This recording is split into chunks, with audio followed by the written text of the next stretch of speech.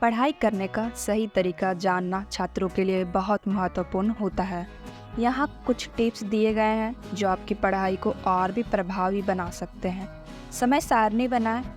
अपनी पढ़ाई के लिए एक नियमित समय सारणी बनाएं और उसका पालन करें।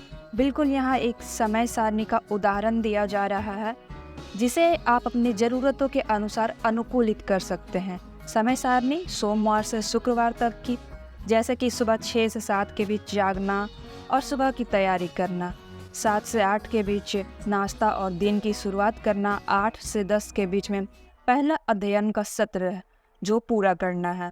उसके बाद आप एक छोटी सी ब्रेक 15 मिनट का ले सकते हैं। 10-15 से 12-15 तक दूसरा अध्ययन सत्र रख सकते हैं। 12-15 से 1-15 तक दोपहर का भोजन और आराम।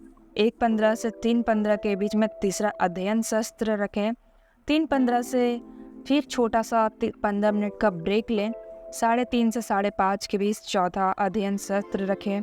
5:30 से 6:30 के बीच में आप शारीरिक गतिविधि या खेल कर सकते हैं।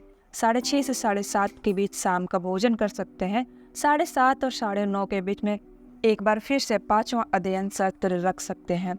9:30 से 10 के बीच में दिन की समीक्षा और अगले दिन की योजना करें। 10 बजे सोने का समय है ना।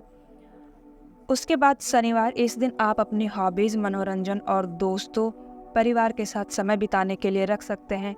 रविवार, इस दिन को आप आराम करने, सप्ताह की समीक्षा करने और अगले सप्ताह की योजना बनाने के लिए रख सकते हैं।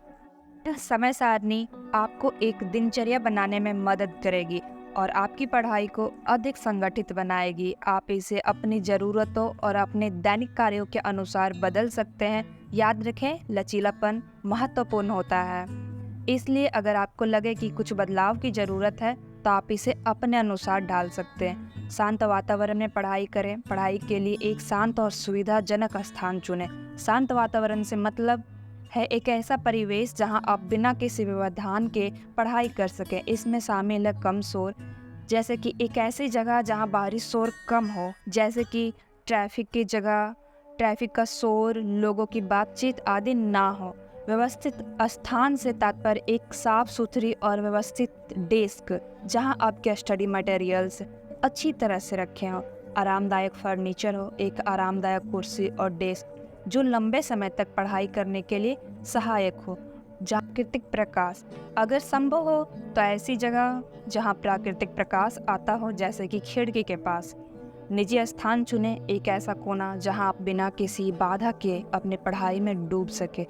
ये सभी तत्व मिलकर एक शांत वातावरण बनाते हैं जो पढ़ाई के लिए अनुकूल होता है और आपको अधिक केंद्रित और प्रोडक्टिव बनाता है। पढ़ाई से पहले खुद को मानसिक रूप से तैयार करें और ध्यान केंद्रित करें। पाठ्यक्रम पर ध्यान दें। अगले पाठ्यक्रम को अच्छी तरह समझें और उसके अनुसार पढ़ाई करें। नोट्स बनाएं। महत्वपूर्ण बिंदुओं को नोट करें और उन्हें संग्रहित करें। सकारात्मक सोच रखें। हमेशा सकारात्मक रहें और अपने लक्ष्य के प्रति दृढ़ रहें। मॉक टेस्ट लगाएं। नियमित रूप से मॉक टेस्ट देकर अपनी तैयारी का मूल्यांकन करें। पढ़ाई के दौरान मनोरंजन के लिए यहाँ कुछ सुझाव दिए गए हैं, जैसे कि संगीत सुने। अध्ययन के दौरान शांत और सुखद संगीत सुनना आपके मन को तरोताजा कर सकता है।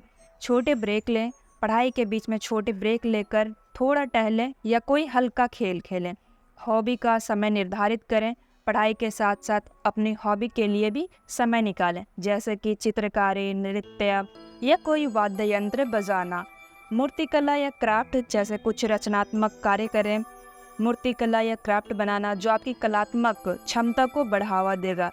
योग और मेडिटेशन से आपका मन शांत और केंद्रित रहेगा। पढ़ाई के बाद गेमिंग। पढ़ाई के बाद कुछ समय के लिए वीडियो गेम्स खेलना भी एक अच्छा विकल्प हो सकता है। इन सुझावों के अलावा आप अपनी पसंद के अनुसार और कई तरह के मनोरंजन के तरीके अपना सकते हैं। महत्वपूर्ण यह है कि आप पढ़ाई और मनोरंजन के बीच संतुलन बनाए रखें ताकि आपकी पढ़ाई पर कोई भी प्रभाव ना पड़े। इन टिप्स के अलावा आप ऑनलाइन वीडियो का भी लाभ उठा सकते हैं। याद रखें, पढ़ाई में नियमितता और अनुशासन बहुत ज़रूरी है।